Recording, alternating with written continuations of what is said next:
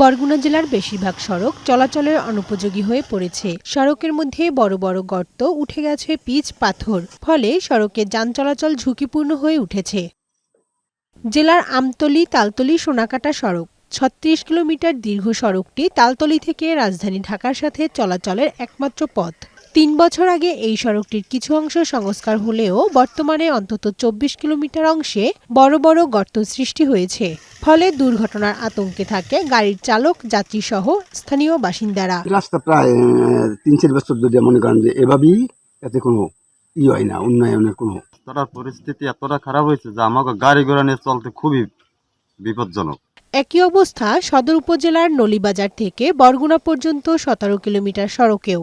এছাড়া ছোটবগী তালতলী, বরগুনা চালিতাতলী, বরগুনা কালীরতবক, পরীরখাল রাখাইনপাড়া সহ একাধিক সড়ক খানাখন্দে ভরা। ফলে ভোগান্তিতে পড়েছে জেলার ৬ উপজেলায় বসবাসরত লাখো মানুষ। এমার্জেন্সি দরকার, মানুষ বর্ষার দিনে চলতে পারতেছে না, মানুষের কৃষি বেদা নিয়ে উঠতে পারতেছে। খুব দুর্ভোগ হয়ে যায়, গাড়িগুলো ভাঙ্গে চলে সব তছনছ হয়ে যায়, যাত্রী তারা মনে করেন এখন মাথা কোমর ভাঙ্গা চলে এখন শেষ। এলজিডির তথ্য অনুযায়ী জেলায় প্রায় ৪৮০ কিলোমিটার পাকা সড়ক সংস্কারে ৩১২ কোটি টাকা প্রয়োজন।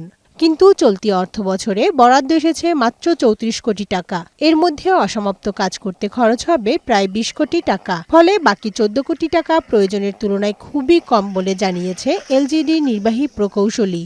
রাজস্ব বাজেটের আওতায় মেইনটেন্যান্স কার্যক্রম আমাদের স্কিম অনুমোদন হয়েছে, সেগুলো টেন্ডার প্রক্রিয়ার মধ্যে আছে।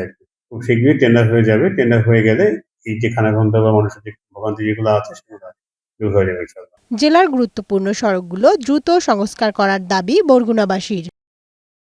কানিজ নুসরাত, বৈশাখী সংবাদ।